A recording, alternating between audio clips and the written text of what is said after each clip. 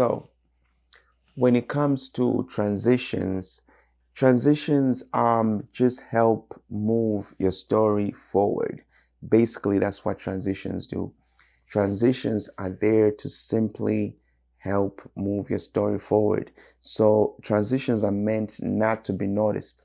So you're not supposed to notice transitions because they're just supposed to be seamless and just, seamless. So people don't pay attention to the transitions. They just pay attention to the film, the story.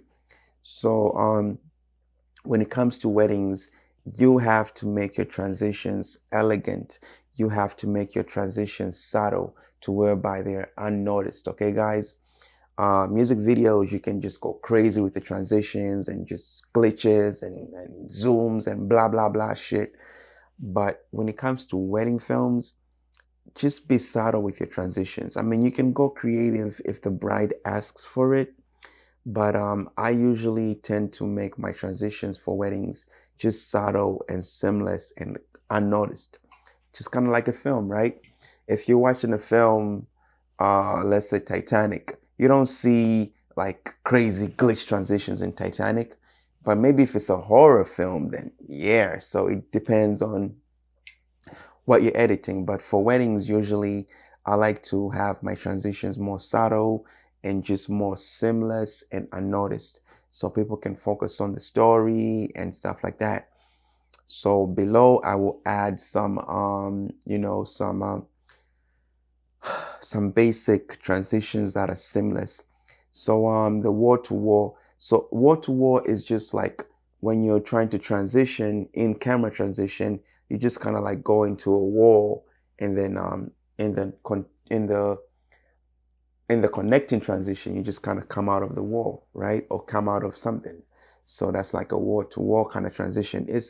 You can do this in camera, but it's a basic seamless transition that might go unnoticed.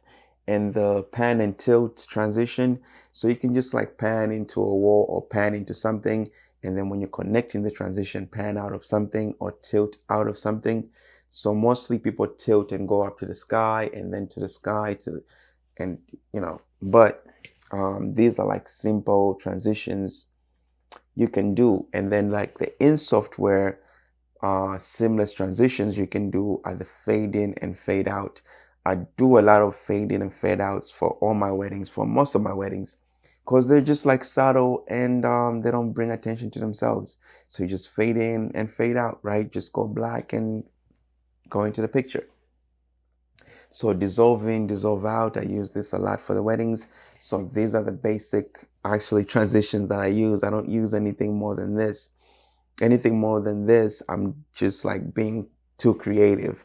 But most of my weddings are all just like cinematic, subtle, and seamless like this.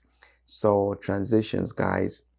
Yeah, so transitions. So just make your transitions unnoticed and just transitions should just move the story forward, your story forward. So that's what you need. That's what you should aim for in transitions. Don't aim for them to be noticed. Just aim for them to be subtle and to move the story forward. So on to the next one.